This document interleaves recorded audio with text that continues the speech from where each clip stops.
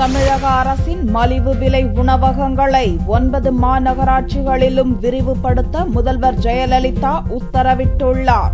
மதியம் பொங்கல், எலுமிச்சை, கருவேப்பிலை சாதங்களும் மாலையில் சப்பாத்தி, குருமா விற்பனை செய்யப்படும் என்றும் அவர் அறிவித்துள்ளார். தமிழக முதல்வர் ஜெயலலிதா புதனன்று விதி எண் 110 கீழ் வெளியிட்ட அறிக்கையில் சென்னை மாநகராட்சியில் செயல்பட்டு வரும் மலிவு விலை உணவகங்கள் 9 மாநகராட்சிகளிலும் விரிவுபடுத்தப்படும் என்று அறிவித்தார்.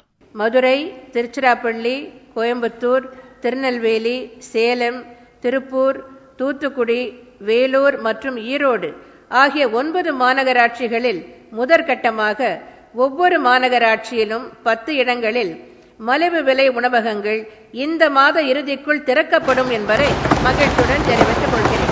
இந்த உணவகங்களிலும் காலை 7 மணி முதல் 10 மணி வரை இட்லி ஒன்று 1 ரூபாய்க்கும், மதிய உணவாக நண்பகல் 12 மணி முதல் பிற்பகல் 3 மணி வரை சாம்பார் சாதம் 5 ரூபாய்க்கும், தயிர் சாதம் 3 ரூபாய்க்கும் வழங்கப்படும். சென்னையில் செயல்படும் மலிவு விலை உணவகங்களில் கூடுதலாக பொங்கல், எலுமிச்சை, கருவேப்பிலை சாதங்கள் 5 ரூபாய்க்கு விற்பனை செய்யப்படும் என்றும், வரும் செப்டம்பர் முதல் மாலை வேளையில் 3 ரூபாய்க்கு சப்பாத்தி, குருமா வழங்கப்படும் என்றும் ஜெயலலிதா அறிவித்தார்.